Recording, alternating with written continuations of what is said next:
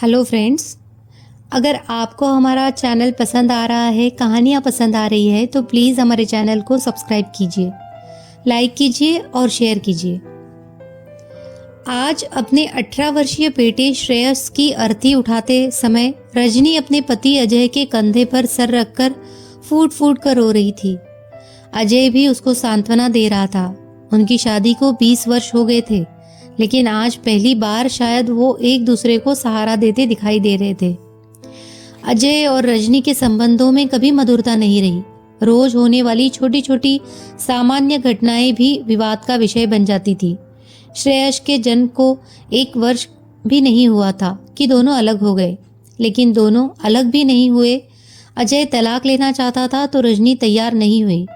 दोनों के मध्य मुकदमा हुआ। रजनी के परिवार ने अजय पर दहेज और घरेलू हिंसा का मुकदमा किया, जिस कारण उसके परिवार को 2 वर्ष से ज्यादा जेल में भी रहना पड़ा। इसके बाद अजय ने भी रजनी पर चरित्रहीन होने के आरोप लगाए, तो रजनी ने भी अजय और उसके पिता पर चरित्रहीन होने के आरोप लगाए। उन दोनों की इस कानूनी लड़ाई में दोनों की ही तरफ से एक दूसरे को नीचा दिखाने को हर तरह से झूठ सच आरोप लगाए गए।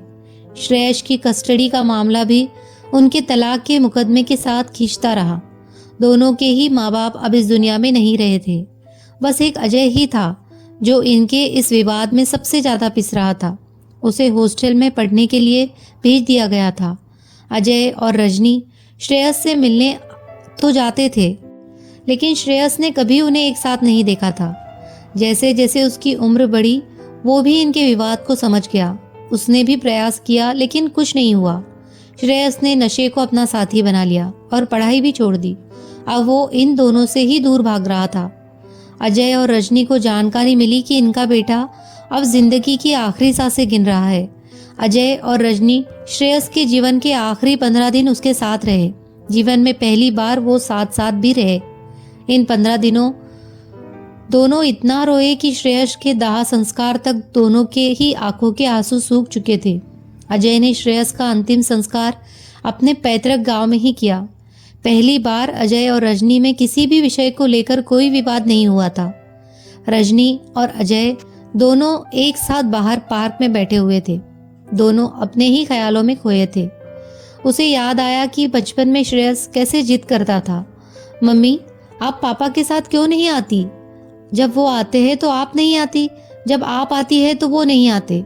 रजनी टाल देती थी। श्रेयस भी अपने ख्यालों में था। उसे याद आ रहा था जब श्रेयस ने उसे पहली बार कहा, पापा आप और मम्मी साथ क्यों नहीं रह सकते? अजय ने झल्लाते हुए कहा, उसके साथ कोई रह नहीं सकता, तू भी नहीं। अजय मौन हो गया। अजय ने रजनी की तरफ देखा। वो भी उसको ही देख रही थी। दोनों के मस्तिष्क में श्रेयस के साथ बिताए आखिरी 15 दिन घूम रहे थे। रजनी को याद आया जब श्रेयस ने उन दोनों से कहा था, मम्मी मैं हमेशा आप दोनों को साथ देखना चाहता था, जैसे और बच्चों के मम्मी पापा होते थे। जब भी आप दोनों से साथ आने की बात की तो आप दोनों ने एक दूसरे के लिए बस आग ही उगली। श्रेयस ने एक लंबी सांस छोड़कर कहा, मम्मी बुआ के यहाँ गया तो वहाँ सब लोग आप पर बहुत ही गंदे इल्जाम लगा रहे थे। मामा के यहाँ गया तो वो पापा पर बहुत ही गंदे आरोप लगाते थे। इसीलिए मैं किसी के भी पास नहीं जाता था जो आप दोनों को जानते हो।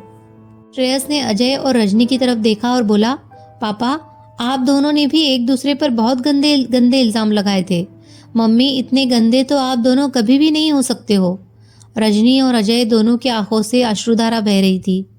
अजय ने श्रेयस के माथे पर हाथ फेरते हुए कहा, बेटा तेरी मम्मी कभी गलत नहीं थी, वो बस उसे नीचा दिखाने के लिए मैंने ये झूठे इल्जाम उस पर लगाए।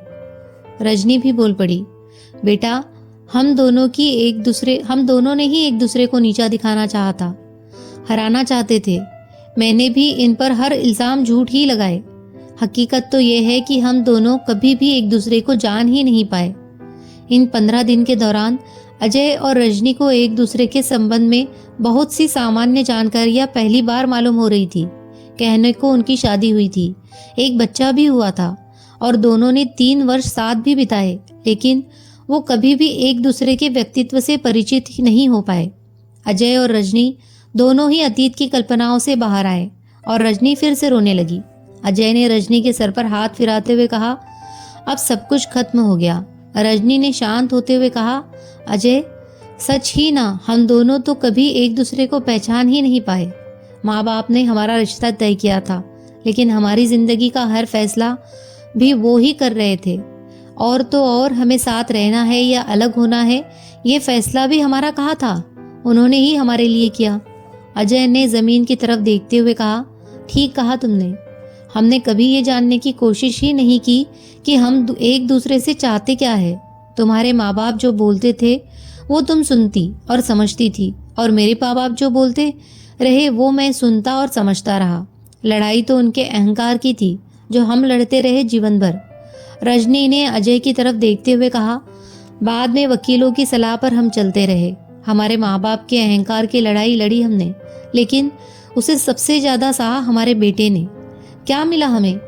क्यों कभी भी एक बार भी हमने सारी दुनिया को भूलकर एक दूसरे के बारे में, अपने बेटे के बारे में सोचकर कोई फैसला क्यों नहीं किया?